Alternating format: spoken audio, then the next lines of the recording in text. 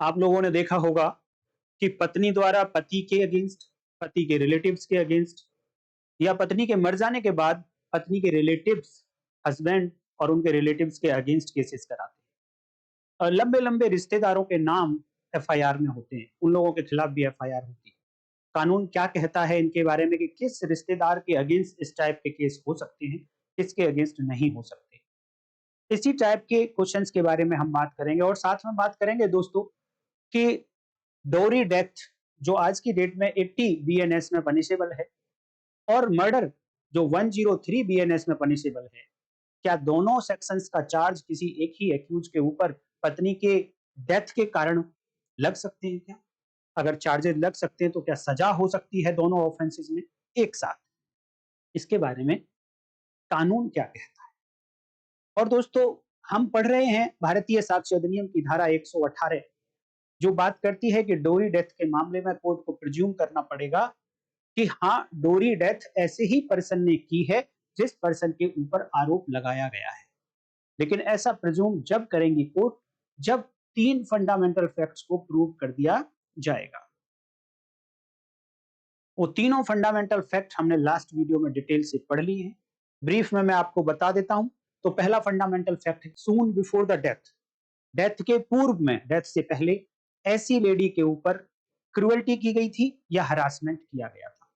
Soon before the death होना चाहिए, पहला इंग्रेडिएंट। दूसरा, क्रुएल्टी की गई हो या हरासमेंट किया गया हो। तीसरा, ये क्रुएल्टी, ये हरासमेंट या तो डिमांड ऑफ डोरी, दहेज की मांग के लिए था या दहेज की मांग के संबंध में in connection with the any demand of डोरी था। अगर ये 3 फैक्ट प्रूव कर दिए गए हैं तो कोर्ट शैल प्रिज्यूम कि जिन लोगों के ऊपर आरोप है कि इन्होंने डोरी डेथ की है ऐसी वुमेन की, तो कोर्ट शैल प्रिज्यूम कि हाँ, इन्होंने डोरी डेथ की है, अर्थात सेक्शन 80 भारतीय न्याय संहिता का अपराध इन लोगों ने कर दिया है। अब इस प्रिजम्पशन के कारण बर्डन ऑफ प्रूफ, और बल्कि हम कहें तो reverse burden of proof accuse के ऊपर चला जाएगा कि अब वो डिसप्रूव करे कि उसने ऐसा ऑफेंस नहीं किया है। तो इस सेक्शन में कई सारी टर्म्स यूज हुई हैं, उनको वन बाय वन हम मीनिंग देखेंगे उनका, क्योंकि देखिए आप एग्जाम में लिखने के लिए तो आपने बहुत सारा पढ़ लिया, आप लिख पाएंगे एग्जाम में कौन कौन सी स्पेसिफिक टर्म है जो आपके आंसर में होनी चाहिए, वो आपने लास्ट वीडियो में देख ली है। जब तक यहाँ पर यूज हुए वर्ड्स का मीनिंग नहीं जान लेंगे और उनके साथ कुछ प्रैक्टिकल सिचुएशन नहीं जान लेंगे, तब तक कॉन्सेप्ट क्लियर नहीं होता है। तो मैं आज ऐसे ही कुछ मीनिंग, कुछ फ्रेजेस जो टर्म्स यहाँ पर यूज हुई उनका मीनिंग आज मैं डिस्कस करूंगा और आप लोगों से उम्मीद करूंगा कि मोटा रजिस्टर आप लोग लेके बैठे होंगे और फंडामेंटल फैक्ट्स को आप नोट जरूर करेंगे। तो दोस्तों मैं बार बार आप लोगों से ये कहता आ रहा हूं कि लॉ को पढ़ने के लिए आपकी मेमोरी का शार्प होना जरूरी है, अच्छी मेमोरी होना आवश्यक है, क्योंकि पिछले प्रोविजन में हमने क्या पढ़ा, अब यहाँ पे जो हम पढ़ रहे हैं क्या वहां से कनेक्टेड है, ये कितना कनेक्टेड है, ये आपको पढ़ते पढ़ते याद आ जाना चाहिए। अगर ऐसे याद नहीं आ रहा है आपको तो आप बहुत कुछ मिस कर जाएंगे और अच्छा लॉ आप नहीं सीख पाएंगे। तो इसलिए मेरी आपसे रिक्वेस्ट है कि 5 से 10 मिनट निकालकर मेडिटेशन जरूर करें, बादाम जरूर खा लें। एक आता है स्मृति रस, ये आप मार्केट से जिस कंपनी का लेना चाहे ले लें, लेकिन वो स्मृति रस लें, उसका सेवन करेंगे तो आपकी मेमोरी भी अच्छी हो जाएगी। अब क्वेश्चन आता है कि यहाँ पर जो वर्ड यूज हो रहे हैं रिलेटिव कौन होगा? हस्बैंड तो चलो डायरेक्ट रिलेशन हो गया पत्नी के साथ में, हस्बैंड के रिलेटिव्स कौन कौन होंगे? कभी कभी देखा होगा आपने बहुत लंबे लंबे रिलेशंस के नाम केस में डाल दिए जाते हैं और उनको चार्जशीट कर दिया जाता है, उनके खिलाफ केसेस चलते हैं। तो इनमें कौन कौन रिलेशन शामिल हो सकते हैं इसके बारे में क्वेश्चन आता है कि यहाँ पर जो relative of husband word use हुआ है इसका मीनिंग क्या होगा? ये वर्ड यूज कहाँ हुए, ध्यान देना, ये वर्ड यूज हुआ है 80 बीएनएस में जहां डोरी डेथ को डिफाइन किया, लेकिन सेक्शन 118 में एग्जैक्ट ये वर्ड यूज नहीं हुए, वहां पर पर्सन वर्ड यूज हुआ है। लेकिन क्योंकि डोरी डेथ भी वर्ड यूज हुआ है तो फिर डोरी डेथ में तो हस्बैंड एंड हस्बैंड के रिलेटिव आएंगे, इसलिए यहाँ पर्सन में हस्बैंड एंड हस्बैंड के रिलेटिव ही हैं। तो इन रिलेटिव्स के लिए माननीय सुप्रीम कोर्ट ने टाइम टू टाइम क्या कहा है दोस्तों? ये जजमेंट है you Shweta versus state by inspector of police 2009 volume 6 SCC 787। दूसरा केस है विजेता गजरा versus state of NCT of Delhi 2010 volume 11 SCC 618। इस मामले में माननीय सुप्रीम कोर्ट ने यह कहा है कि यहां जो रिलेटिव्स का मीनिंग निकाला जाएगा वो ओपन नहीं होगा कि आप कुछ भी ले आओ, किसी को भी ले आओ, का डिस्टेंटली कनेक्टेड रिलेशन है तो उसको भी आप रिलेटिव मान सकते हो। उन्होंने कहा है कि रिस्ट्रिक्टिवली इसका मीनिंग निकाला जाएगा, ओपन नहीं होगा। दूसरा, इसी के साथ एक केस है in Kailash Chandra Agrawal versus state of UP, a criminal appeal number 2055 2014 की है। माने सुप्रीम कोर्ट ने इसमें क्या लिखा, उन्होंने लिखा है कि only the husband, his parents और at the best close family members may be expected to demand dowry or harass the wife, but not distant relative, not distant relations। तो यहां पर माननीय सुप्रीम कोर्ट ने ये रिलेटिव को बताने की कोशिश की है कौन हो गया, और किसके आधार पर बताने की कोशिश किया, उन्होंने डिसाइड किया है कि कौन कौन लोग डिमांड कर सकते हैं, क्रुएल्टी कर सकते हैं, हरास कर सकते हैं। तो उनका हस्बैंड हरास कर सकता है, हस्बैंड के पेरेंट्स हरास कर सकते हैं, और ज्यादा से ज्यादा आप कहोगे तो हस्बैंड के जो क्लोज फैमिली मेंबर्स हैं, दो वर्ड्स यूज किए यहाँ पर, एक जगह क्लोज फैमिली मेंबर्स, दूसरी जगह पर है डिस्टेंट रिलेशन। एक जगह फैमिली मेंबर, एक जगह डिस्टेंट रिलेशन, तो उनका क्लोज फैमिली मेंबर्स भी क्रुएल्टी कर सकते हैं, हरास कर सकते हैं for the purpose of demand of डोरी। बट डिस्टेंट रिलेशन को क्या मतलब है इन बातों से? तो माने सुप्रीम कोर्ट ने इस केस में ये कहा कि जो डिस्टेंट रिलेटिव होंगे वो यहां पर रिलेटिव ऑफ हस्बैंड की कैटेगरी में नहीं आएंगे। आपको ये देखना है तो कैलाश चंद्र अग्रवाल वाले जजमेंट को आप एक बार जाकर जरूर पढ़िए। दूसरा एक केस है in Punjab versus Gurmeet Singh 2014 criminal law journal 3586। इसमें क्या हेल्ड हुआ, the word relative of the husband in section 304B IPC, जो अब 80 बीएनएस हो गया है, would mean such persons who are related to whom, who are related to the husband by blood, खून का रिश्ता है हस्बैंड से तो हस्बैंड का रिलेटिव माना जाएगा। मैरिज, शादी का रिश्ता है तो रिलेटिव माना जाएगा। अडॉप्शन, दत्तक है, गोद लिया हुआ है तो भी रिलेटिव माना जाएगा। लेकिन क्या रिलेटिव नहीं माना जाएगा, उसके लिए एक एग्जांपल इसी केस में माननीय सुप्रीम कोर्ट ने दिया और कहा कि brother of aunt of husband, जो लेडी मर गई उसका जो हस्बैंड है, इसकी मौसी का जो भाई है, क्या वो हस्बैंड के रिलेटिव में आएगा? क्या उसके अगेंस्ट ये क्रुएल्टी का ऑफेंस, 498A, 304B का ऑफेंस, दहेज का ऑफेंस लगाया जा सकता है? माननीय सुप्रीम कोर्ट ने कहा नहीं लगाया जा सकता। उसके खिलाफ जो चार्जेस थे उनको सेटिसाइड कर दिया, इसीलिए कि ये डिस्टेंटली रिलेटिव है, तो ये क्लोज फैमिली रिलेटेड नहीं है, तो इसको फैमिली मेंबर या इसको हस्बैंड का रिलेटिव नहीं माना जा सकता। इसलिए हस्बैंड के रिलेटिव के अगेंस्ट ही ये ऑफेंसेस लग सकते हैं 304B एंड 498A आईपीसी वाले, जो आज की डेट में 85 बीएनएस हो गया 498A, 304B आईपीसी 80 बीएनएस में बदल गया। अब क्वेश्चन आता है कि आपने देखा कि यहां पर डेथ हो रही है वुमेन की, और डेथ तो मर्डर में भी होती है, और जब आप सेक्शन पढ़ते हैं डोरी डेथ की तो वहां पर लिखा है कि जो डेथ हुई है उसके 3 मॉड हैं। डोरी डेथ की बात कर रहा हूं मैं, सेक्शन 80 बीएनएस, बहुत ध्यान से सुनना है, बड़ा इंपॉर्टेंट क्वेश्चन है कि यहां पर जो मॉड हैं, एक तो बर्न इंजरी से हुई है, या फिर बॉडीली इंजरी से हुई है, या फिर ऑर्डिनरी सर्कमस्टांसेस में नहीं हुई है। ऑर्डिनरी सर्कमस्टांसेस में, साधारण परिस्थितियों में मृत्यु नहीं हुई। तो आप देखिए कि अगर वो जल के मरी है तो हो सकता है कि हस्बैंड के रिलेटिव ने जलाया हो। बॉडीली इंजरी से मरी है, हो सकता है कि ये बॉडीली इंजरी इन्होंने हस्बैंड के रिलेटिव ने ही इसको की हो। और अगर इन सब से मरी है तो क्या ये मर्डर की कैटेगरी में नहीं आएगा? मान लो ऑर्डिनरी सर्कमस्टांसेस में नहीं थी, इट मींस पॉइजन से मरी है, और सर्कमस्टांसेस ये कहते हैं कि हस्बैंड के रिलेटिव ने ही इसको जहर दिया, तो क्या मर्डर की कैटेगरी में नहीं आएगा? तो ये मर्डर की कैटेगरी में भी आ सकता है। तो क्वेश्चन ये है कि अब ऐसे मामले में क्या मर्डर का और डोरी डेथ के चार्जेस एक साथ लग सकते हैं, और क्या इनमें सजा हो सकती है? तो उसके लिए माननीय सुप्रीम कोर्ट ने क्या क्या बोला है, In case of Baldev Singh versus Punjab, AIR 2009, Supreme Court 913, it has been held that, ध्यान देना, पहली बात तो हमें ध्यान देना है कि मान लो 304B यानी 80 BNS डोरी डेथ का ऑफेंसेस पर चार्ज लगाया गया और साथ में मर्डर का भी चार्ज लगा दिया गया। दोनों चार्जेस लग सकते हैं, इसमें कोई इशू नहीं है। क्वेश्चन आएगा कि कन्विक्शन हो सकती है दोनों में एक साथ या नहीं हो सकती है, उसको भी डिस्कस करेंगे।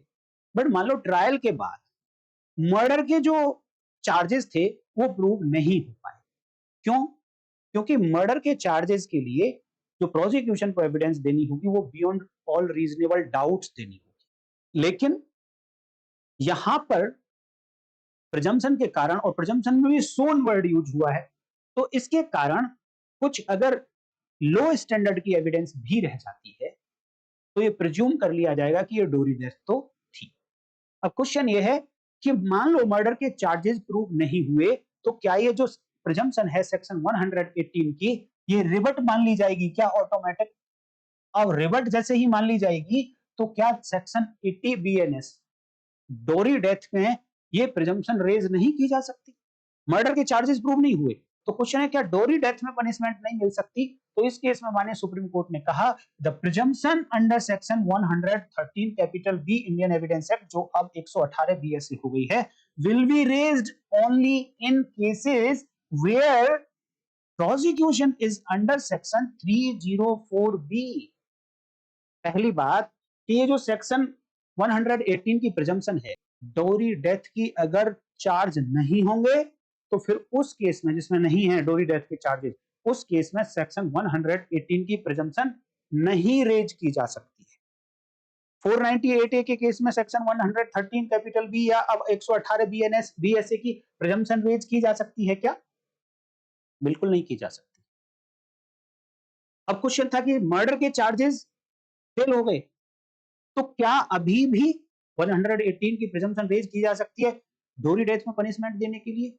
बिल्कुल की जा सकती है। मैं दिखाऊंगा अभी कौन से केस में माननीय सुप्रीम कोर्ट ने ऐसा बोला। अब एक और केस है in Punjab versus Iqbal Singh, AIR 1991, Supreme Court 1532। Question ये था क्या मर्डर का केस है एक्चुअल में, तो क्या उसको डोरी डेथ में कन्वर्ट कर दिया जाए केवल इसलिए कि वहां प्रूव करना आसान है?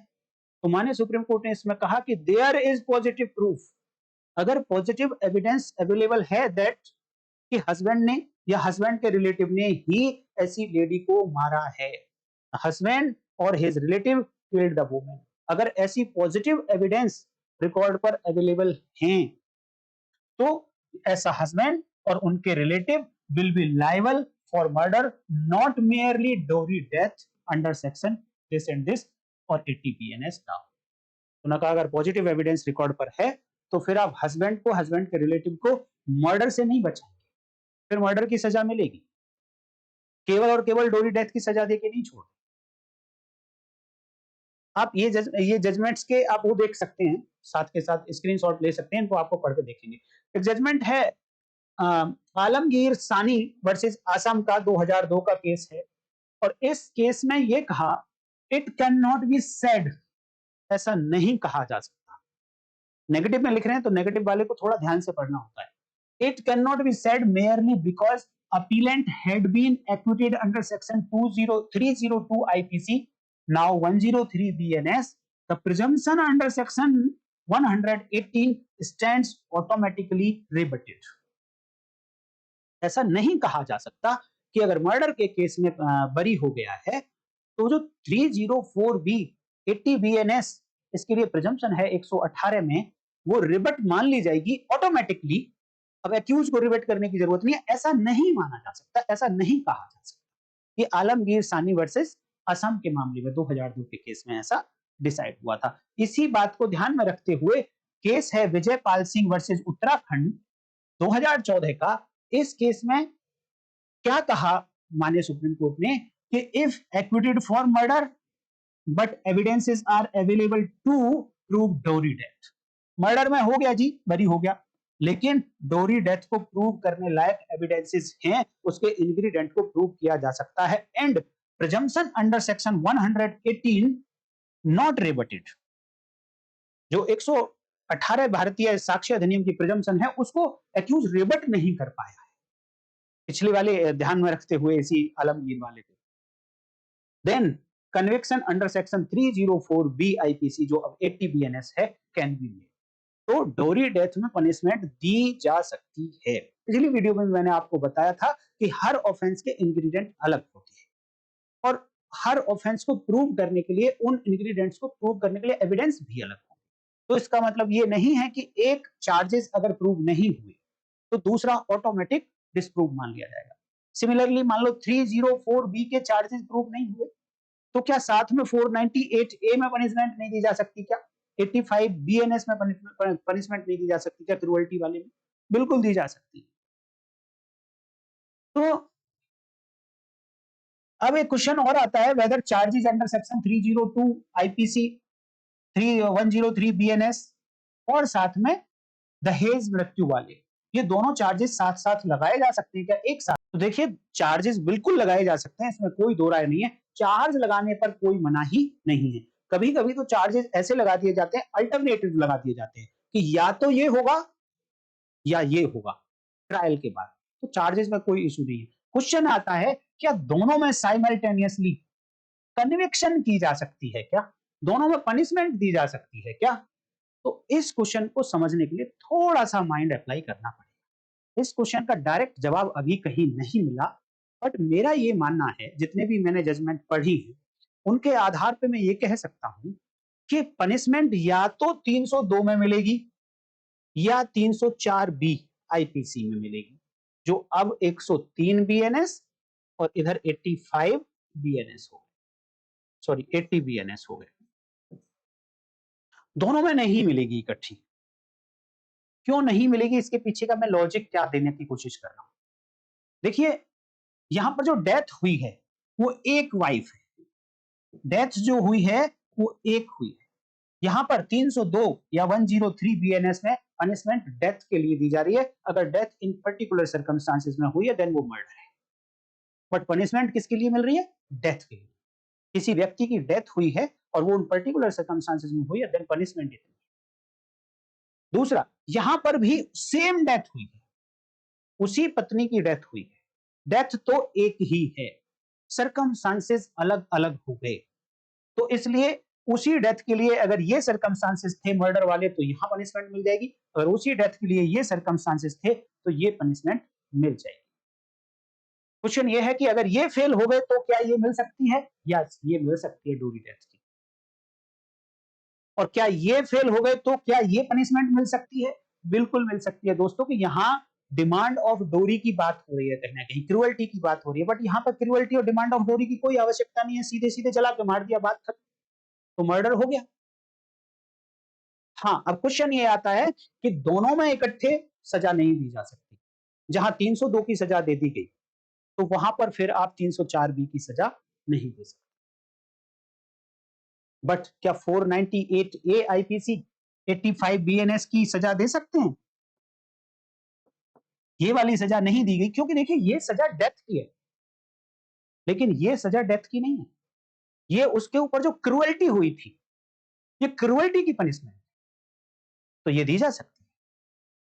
एक जजमेंट है जोशिंदर, जोशिंदर वर्सेस बिहार, 2014 का केस है। इसमें ट्रायल कोर्ट ने 302 आईपीसी, उस समय 302 आईपीसी थी, 498 ए आईपीसी, दोनों में सजा दी थी, लेकिन 304 बी आईपीसी का चार्ज लगाया गया था लेकिन सजा नहीं दी इसमें। ये मामला सुप्रीम कोर्ट तक गया था, तो माने सुप्रीम कोर्ट ने भी इसी सजा को बरकरार रखा था।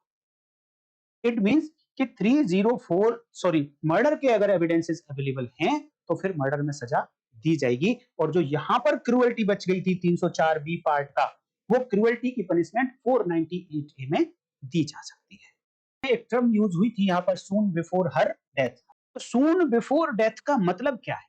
एक दिन पहले, 2 दिन पहले, 4 दिन पहले, 1 महीने पहले, 1 साल पहले क्या हुई थी? क्रूएल्टी हुई थी उसके ऊपर, हरासमेंट हुआ था उसके ऊपर। और ये हरासमेंट किस पर्पज के लिए था? ये हरासमेंट था डोरी की डिमांड के लिए या उसके संबंध में इन कनेक्शन में। तो इस सून बिफोर डेथ की हिंदी होती है मृत्यु के कुछ पूर्व। तो इस पूर्व में क्या मीनिंग निकल कर आता है? पहली बात, ये इमीडिएट बिफोर का सिनोनिमस नहीं है, तुरंत पहले का सिनोनिमस नहीं है सून बिफोर। इसको अगर आप समझना चाहते हैं तो इसका मतलब है कि ये अपोजिट है किस बात का? सून आफ्टर का। सून आफ्टर का अपोजिट है सून बिफोर। माननीय सुप्रीम कोर्ट ने एक केस में 1 साल पहले लिखे गए सुसाइड लेटर को कंसीडर करते हुए जिसमें यह लिखा था कि ऐसी लेडी के ऊपर हस्बैंड, हस्बैंड के रिलेटिव्स क्रुएल्टी करते हैं for the purpose of demand of डोरी, ऐसा लेटर में लिखा हुआ था। उस लेटर को एविडेंस मानते हुए 1 साल का टाइम था, उस 1 साल के टाइम को भी सून बिफोर डेथ कोर्ट ने कंसीडर किया और उन्होंने 304 बी में पनिशमेंट दी। उस समय 304 बी आईपीसी हुआ करता था डोरी डेथ के लिए। तो सून बिफोर डेथ का कोई पैमाना नहीं है, it is a matter of fact. अगर मीनिंग आपको लिखना है तो नॉर्मल मीनिंग क्या होगा सून बिफोर द डेथ का? मतलब the interval should not be much between the cruelty और harassment concern and death in question. जो क्रुएल्टी हुई, हरासमेंट हुई, कंसर्न का मतलब जो डोरी के रिलेशन में थी, इस क्रुएल्टी या हरासमेंट में और डोरी की डिमांड में कुछ ना कुछ नेक्सस होना चाहिए। इस क्रुएल्टी में और डेथ में बहुत लंबा टाइम नहीं होना चाहिए। अगेन उस लंबे टाइम की कोई लिमिट नहीं है कि वो कितना होगा, क्योंकि ये मैटर ऑफ फैक्ट है और कोर्ट डिसाइड करेगी। It is the wisdom of court. तो there must be existence of proximity and live link between two. Two क्या? क्रुएल्टी, ऐसी क्रुएल्टी और डेथ के बीच में एक लिंक होना चाहिए, लाइव लिंक होना चाहिए। तब कहा जा सकता है कि हाँ ये सून बिफोर डेथ था। तो कहीं ना कहीं हमें वर्ड्स मिल जाते हैं आंसर लिखने के लिए और समझने के लिए भी। Determination of the period for soon before, कितना पीरियड होगा इसका डिटर्मिनेशन कैसे किया जाए is a matter of court depending on the facts and circumstances of the case. Her case के सर्कमस्टांसेस अलग होते हैं, तथ्य अलग होते हैं, परिस्थितियां अलग होती हैं। उन तथ्य एंड परिस्थितियों को देखने के बाद केवल और केवल कोर्ट डिसाइड करेगी कि ये जो पीरियड है क्रुएल्टी, ऐसी क्रुएल्टी और डेथ के बीच का, क्या इसको सून बिफोर डेथ में कंसीडर किया जाए या ना किया जाए। It is the totally discretion of the court trying the matter. ये कह सकते हैं आप कि it must not be too late and not too stale. बहुत ज्यादा लेट ना हो और बहुत ज्यादा कनेक्शन ना टूट गया हो, जो लाइव लिंक वाला कनेक्शन है वो ना टूट गया हो, स्टिल ना हो गया हो, हिंदी में कहते हैं इसको पासा ना हो गया। तो ये कुछ वर्ड्स आप लिखकर अपना आंसर लिख सकते हैं कि डिमांड होनी चाहिए डोरी की, तो डिमांड थी। क्रुएल्टी या हरासमेंट होना चाहिए, क्रुएल्टी और हरासमेंट भी था। ध्यान से सुना, इंग्रेडिएंट्स आ रहे हैं ये। But dispute later on was resolve. Panchayat बैठी, पंचायत ने मामला रखा गया और पंचायत ने इस मैटर को रिजॉल्व कर दिया। जो पत्नी अपने मायके चली गई थी, अब वो पति के साथ ससुराल में आ गई, लेकिन मैटर रिजॉल्व हो चुका है। अब दोनों पति पत्नी ठीक से रह रहे हैं।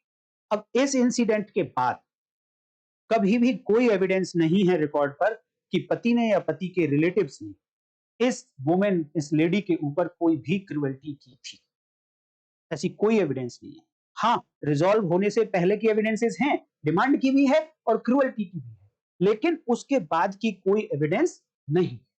तो अब जो यहाँ की प्रिजम्पशन है सेक्शन 118 बीएसए, क्या अब इसको रेज किया जा सकता है?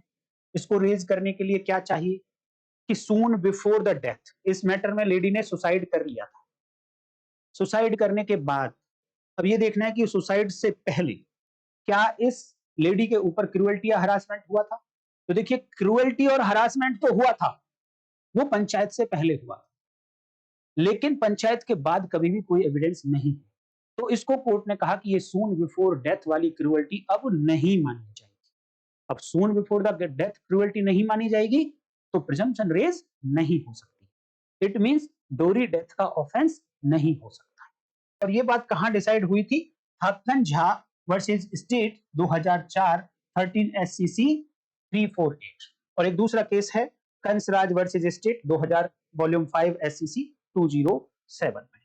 अब क्वेश्चन आता है दोस्तों, what is the type of presumption under this section. इस सेक्शन में 118 BSA में जो प्रिजम्पशन है किस टाइप की है, प्रिजम्पशन ऑफ फैक्ट है या प्रिजम्पशन ऑफ लॉ है। तो यहां प्रिजम्पशन ऑफ लॉ है।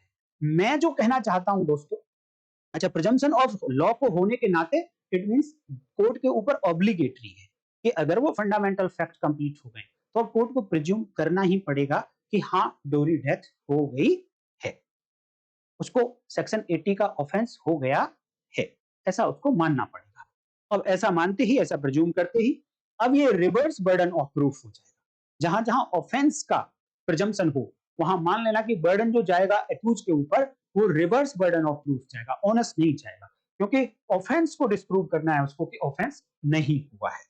तो इसीलिए देखिए जितनी भी प्रिजम्पशन होती है, जितनी भी प्रिजम्पशन होती है except conclusive proof, all presumptions are rebuttable. बार-बार कहने की जरूरत नहीं है कि इस सेक्शन की जो प्रिजम्पशन है वो रिबटेबल है, इस सेक्शन की रिबटेबल है। आप केवल कंक्लूसिव प्रूफ को छोड़ दीजिए, बाकी सारी प्रिजम्पशन, चाहे प्रिजम्पशन ऑफ फैक्ट है, प्रिजम्पशन ऑफ लॉ है, मे प्रिज्यूम है, सेल्फ प्रिज्यूम है, सारी की सारी प्रिजम्पशन रिबटेबल होती है, उनका खंडन एक्यूज कर सकता है। लेकिन क्वेश्चन आएगा कि इस मैटर में वो डिस्प्रूव करे कैसे। इस जब उसके ऊपर बर्डन आ गया, रिवर्स बर्डन ऑफ प्रूफ कि तुमने दहेज हत्या नहीं की है, तो उसे प्रूव करने के एक्यूज के पास दो तरीके। पहला तो वो कोई एविडेंस ले आए, अपनी डिफेंस एविडेंस जिसको कहा जाता है, एविडेंस लाकर डायरेक्टली अपने आप को प्रूव कर दे कि यस मैंने दहेज हत्या नहीं की है। या दूसरा तरीका यह है कि जो विटनेसेस प्रोसिक्यूशन ने पेश किए उन्हीं के क्रॉस एग्जामिनेशन के टाइम पर वो अपने क्वेश्चंस के आंसर इस तरीके से एलिसिट करे, इस तरीके से निकलवाए कि वो प्रूव कर पाए उससे कि हाँ इसने दहेज हत्या नहीं करी है। तो एक्यूज के पास यही पॉसिबल रास्ते हैं जिनके आधार पर वो डिस्प्रूव कर सकता है। मैं उम्मीद करता हूं दोस्तों कि प्रैक्टिकल सिचुएशंस के कुछ आंसर्स आप अब निकाल पाएंगे, जजमेंट्स आप देख लेंगे। अगर आपने जजमेंट्स नोट नहीं करे हैं तो आप उनको वापस दोबारा से देखकर स्क्रीनशॉट लेकर या नोट करके आप उनको पढ़ के जरूर देखिए। जजमेंट पढ़ने से हमको बहुत कुछ सीखने को मिलता है। या तो आप कोर्ट में जाकर सीधी प्रोसीडिंग्स सुनिए, कोर्ट में जाकर आर्गुमेंट सुनिए, या फिर जजमेंट पढ़ के आर्गुमेंट्स देख लीजिए कि क्या हुआ था। ये बहुत जरूरी है एक अच्छा लॉयर बनने के। तो आज की वीडियो में दोस्तों इतना ही रखेंगे।